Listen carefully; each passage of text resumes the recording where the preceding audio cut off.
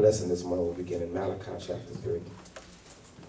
Malachi chapter 3. That's going to be in your Old Testament. Malachi chapter 3.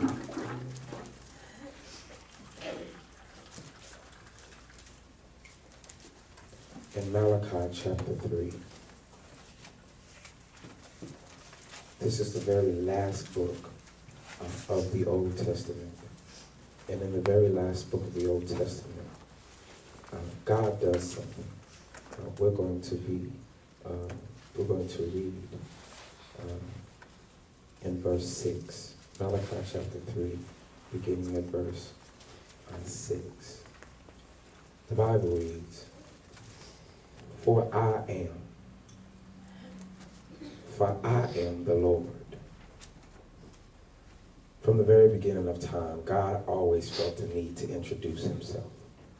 He always felt the need to explain who he was. When God came to Noah, he had to explain to him. He says, listen, I'm Jehovah. When God came to Abram, he said, listen, I'm God. Through several chapters, he tried to explain himself and who he was. There were times where Abraham didn't believe him. And he said, listen, I know you're 100 and you're looking at yourself, but you're going to still have a child. Listen, I'm God. And if you understand that I'm God, then you wouldn't even ask these questions. It was Sarah who laughed in chapter 17 of Genesis and says, listen, we're not going to have a child. Do you know how old I am? And what I'm doing, 100-something years old, 90-something years old, about to have a child. And God said, I'm God. If you understand me and you understand my promise, you wouldn't question. It was God who had to come to Moses with the burning bush and says, listen, I am the God of Abraham, I am the God of Isaac, and I am the God of Jacob. Listen, I'm about to tell you to relocate from your job, and now you're going to become a minister of my people whom you have not met yet. Over 1 million something people, I want you to leave.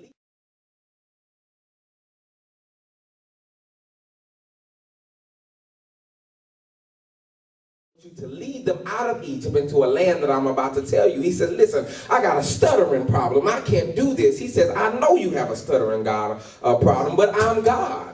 And if you understand that I'm God, you wouldn't ask these questions. He had this long conversation with Moses trying to explain that he was God. It was God who led Joshua through the Jordan. It was God who let David kill Goliath. It was God who appointed Saul even when he had not earned the position, but God found favor over Saul. It was God who picked Peter. It was God who has been there all the time. And so here is God. He's trying to explain himself through the pages of time and through people. And they kept sinning over and over and over again. And here he comes and says, listen, I am the God of Abraham, Isaac, and Jacob. And so the very last book of the Old Testament, here is God once again trying to explain himself. But he's very disappointed when he comes to Malachi. Because in Malachi chapter 1, he says, listen, you treat me like a second-hand God. You treat me like a step God. You treat me as if I'm not a part even of the family. He said, when you offer sacrifices up to me, you give me the lame lamb. You give me the sick lamb. Your offerings are very weak before me. You focus on your own house before you focus on my house. Or why do you treat me like a second-class citizen? He says, I'm God. Don't you know that your heart beats only because I allow it to? Don't you understand that the spirit that's in you and the reason you have life is because I allow you to have life? Don't you understand when you drive down the highway, the only reason that a car doesn't crash over into you is because I protect you and I send my angels around you. The only reason your children are protected is because I'm God. Don't you understand? So why you treat me like this? Have you ever been in a relationship? Why you? God is trying to explain. Why are you treating me like this? So he begins in verse 6 of Malachi. For I am the Lord. And that's one thing that you need to understand about me. I change not. I am the Lord, and I change not.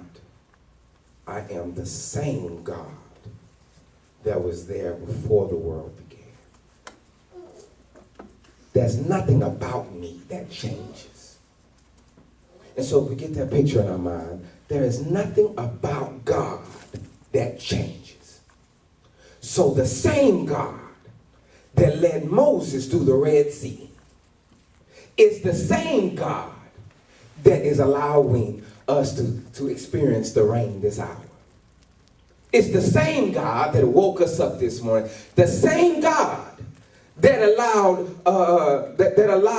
all of the Christians in Jerusalem to hear the gospel and be saved. It's the same gospel that is with us now here in the colony. Amen. The same God that told Noah.